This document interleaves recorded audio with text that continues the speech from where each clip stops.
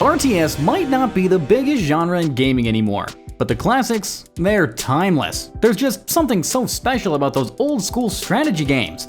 In this video, we're going back to the golden era of real-time strategy to talk about the best classic RTS games you can still play in 2025. Now, some of these define the genre, others push the boundaries with crazy ideas, and a few are just criminally underrated gems that deserve much more love. So, let's take a look at the RTS classics that are still obviously worth playing in 2025. Battle Realms. When Battle Realms came out in 2001, it felt like nothing else in the RTS world. Your peasants weren't just resource bots, they tended to rice fields, hauled water, and then, when you needed them, trained into warriors. The four clans were wildly different. The Honorable Dragon Clan, the Sneaky Serpent Clan, the Dark Magic Wielded Lotus Clan, and the Savage Wolf Clan each had their own playstyle and personality. I personally always lean toward the dragon. I mean, nothing beats the feeling of sending a squad of trained samurai charging into battle. It's a bit of an overlooked gem, but if you want an RTS that feels personal, alive, and unlike anything else, Battle Realms is worth revisiting. Majesty the Fantasy Kingdom Sim. Now, most RTS games put you in total control. I mean, you tell units to move and they move. You tell them to fight and they fight. Majesty looked at that and said, nah, let's make your heroes have free will. In this charming and utterly unique fantasy RTS, you're the ruler of a kingdom. But your warriors, rogues, and wizards are independent contractors with their own ideas. I want them to clear out a dragon's lair? Well, you better put a bounty on it. Maybe you need a new trading post protected. Well, offer a reward and maybe someone will wander over there when they're done drinking at the inn. Now, this indirect control makes the game hilarious and unpredictable. Sometimes your heroes will bravely charge into danger. Others, they'll ignore your kingdom's doom because the blacksmith's shop just got a shiny new sword. Age of Empires II Definitive Edition. Now, there are great RTS games, and then there's Age of Empires II. Honestly, I don't think any other medieval strategy game has even come close to this level of polish and replayability. I've been playing it since the early 2000s, and every time I start a match, it still has that same magic. I mean, you begin with a handful of villagers and a scout, and before you know it, you've got a sprawling empire with castles, farms, and armies marching to war. The Definitive Edition is exactly what this classic deserved. Beautiful, remastered visuals, smooth performance, and just enough new content to make it fresh without ruining what made it great. For me, Age of Empires II is like comfort food. Hey, if you're enjoying this video and want to see more like it, be sure to hit that like button and subscribe to the channel. It really helps out the channel and lets me know you want more content like this. Alright, back to the video. Stronghold Crusader. Now, way back in the early 2000s when my PC could barely run anything without the fan sounding like a jet engine, Stronghold Crusader was the game that kept me glued to the screen. This game thrives on details. You're not just throwing up walls and hoping for the best, you're setting up perfect archer positions, boiling oil traps, and moats to funnel enemies right where you want them. And the desert setting makes everything even tougher. I mean, water is scarce, food management is tricky, and you're constantly balancing military needs with keeping your people happy. And in 2025, we've even got Stronghold Crusader Definitive Edition. It's prettier, smoother, and adds a few nice extras, but at its heart, it's still the same tense, addictive castle warfare I played back in the day. Rise of Nations Extended Edition. Alright, Rise of Nations is one of those games that makes me think, why don't more RTS games try this? It takes the epic scale of civilization and crams it into a fast-paced RTS format, and somehow it works perfectly. You start in the Ancient Age with basic units, and over the course of a single match, you'll research, expand, and march through history all the way to modern tanks, stealth bombers, and nukes. That progression never gets old for me. I mean, there's just this rush when you're the first to hit a new age and suddenly your army is packing weapons your enemies can't even dream of yet. I've always loved the territory system as well. I mean, it feels satisfying watching your borders push outward with every new city you build. StarCraft Remastered. If RTS games had a Hall of Fame, StarCraft would be front and center. The Remastered Edition keeps everything you loved from the 1998 classic. The razor-sharp balance, the intense micro, the three factions that feel completely different yet perfectly matched, and wraps it all up in nice crisp HD visuals. Zerg rushes? Still terrifying. Protoss tech, still flashy and devastating. Tehran siege lines, still the bane of impatient players everywhere. It's one of those games where you can watch a pro match and think, yeah, I can do that, only to get steamrolled in 10 minutes, but you'll still want to queue up another round. Personally, I've never forgotten my first StarCraft LAN party crammed in a friend's basement, wires everywhere. Warcraft III. Warcraft III is one of those rare games that nailed both the story and the gameplay. I mean, you've got a huge, fully voiced campaign that plays like a fantasy novel, complete with plot twists, betrayals, and some of the most memorable RTS characters ever. Arthas, Thrall, Illidan. If you've never seen Arthas' fall from hero to villain, you're missing one of gaming's best arcs. Meanwhile, on the gameplay side, Warcraft III blends base building and army management with RPG-like heroes. These heroes level up, get items, and can single-handedly turn the tide of a battle. The unit variety is crazy. I mean, undead necromancers, rising skeleton armies, night elves vanishing into the forest, orcs charging in with pure brute force. And Warcraft III Reforged? Let me be real.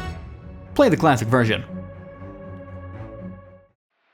Homeworld Remastered Collection. Most RTS games have you battling on flat terrain, but Homeworld threw that rule out the window. Literally. I mean, the fights happen in full 3D spaces with fleets soaring up, down, and around each other in massive cinematic battles.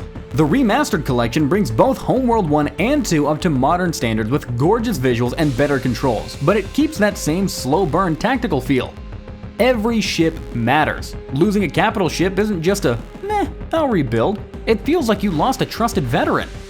What I love most though is the campaign's pacing. I mean, you're not just hopping from mission to mission, you're on a desperate journey across the galaxy, carrying your entire fleet with you. Every resource gathered, every ship saved carries over. No hit reset, no safety net. Supreme Commander Forged Alliance. Now, some RTS games make you feel like a commander. Supreme Commander Forged Alliance makes you feel like the supreme overlord of an entire war. The scale here is insane. I mean, maps so huge, you can fight full-scale battles on one side while launching a naval invasion on the other, all while your air force bombards an enemy base miles away. Zooming from a single tank to the entire battlefield in one smooth scroll never stops being satisfying. I mean, you're not just juggling units, you're orchestrating a war machine, balancing resources, production, and strategy while keeping every front under control. And for me, no RTS really captures that epic battlefield commander feeling quite like Forged Alliance. Company of Heroes. When Company of Heroes hit the scene, it redefined what an RTS could be. Gone were the days of building giant armies and throwing them at each other until someone broke. Here, every squad mattered, every piece of cover was life or death, and flanking was the difference between victory and a smoking pile of rubble. It captures the grit and chaos of battle beautifully.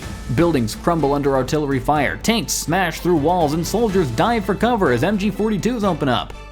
The sound design alone, I mean rifle cracks, distant explosions, shouted commands, they all make you feel like you're right there on the front. You can't just spam units, you've gotta use combined arms, control territory, and adapt constantly. Warhammer 40,000 Dawn of War. Now, the Warhammer 40k universe is famous for its grimdark vibe. In the grim darkness of the far future, there is only one war, and Dawn of War nails that tone perfectly. When it launched in 2004, it was a revelation. A squad-based RTS with brutal close quarters animations, cover mechanics, and a front row seat to the eternal conflict between Space Marines, Orcs, Eldar, and Chaos. Instead of focusing on massive armies, Dawn of War zooms in on tight, tactical battles where every squad matters. Watching Space Marines unload bolter fire while Orcs charge in with choppas never gets old. And then there's the voice acting. Every faction oozes personality. Orcs shout ridiculous one-liners, Space Marines are pure zeal and honor, and Chaos, well, Chaos is chaos. Empire of Earth. Imagine Age of Empires, but with nukes, fighter jets, and future mechs. That is Empire Earth in a nutshell. Released back in 2001, it ambitiously set out to let you control a civilization from the prehistoric era all the way up to the Nano Age, spanning 14 epochs of human and future history. 1 minute, you're throwing rocks and training clubmen. The next, you're commanding tanks and bombers, or even futuristic cyborg troops. The tech progression is incredibly satisfying, and the pacing keeps you hooked as you push toward the next big leap. What I've always loved personally is how battles change drastically depending on the era. Early wars are slow and brutal, mid-game introduces heavy industrial firepower, and late game is just pure sci-fi chaos. Command & Conquer: Red Alert 2. If you want your RTS with a big side of ridiculous, Red Alert 2 is it. This is the game where psychic mind control, giant squids, and Tesla-powered tanks all somehow fit into an alternate history war between the Allies and the Soviets. It's campy, it's over the top, and it knows it. The FMV cutscenes are pure gold. I mean, you got cheesy acting, absurd storylines, and military briefings so dramatic you can't help but grin. But don't let all that humor fool you. The gameplay is still tight, fast, and incredibly fun. The factions all play differently, the maps are memorable, and the super weapons, oh, they're glorious. For me, Red Alert 2 is the definition of fun first. It is not about realism, it's about creativity and chaos. Dark Reign: The Future of War. Alright, let's talk about Dark Reign: The Future of War, a game that might not be as widely remembered as Command & Conquer or StarCraft, but absolutely deserves a place in RTS history. Released back in 1997, Dark Reign was ridiculously ahead of its time. Now, on the surface, it's your classic futuristic RTS. Two factions, the rebellious Freedom Guard and the authoritarian Imperium, duking it out over a water-rich planet. But what really made it stand out was how smart and flexible it was for its era.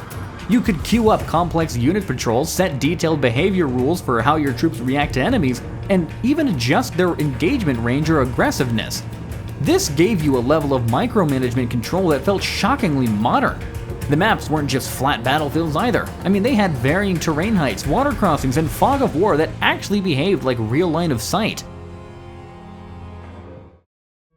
Total Annihilation, the granddaddy of large-scale RTS. Now, back in 1997, Total Annihilation didn't just raise the bar, it hurled it into orbit. This was the game that taught us that RTS battles didn't have to be about a dozen units poking at each other.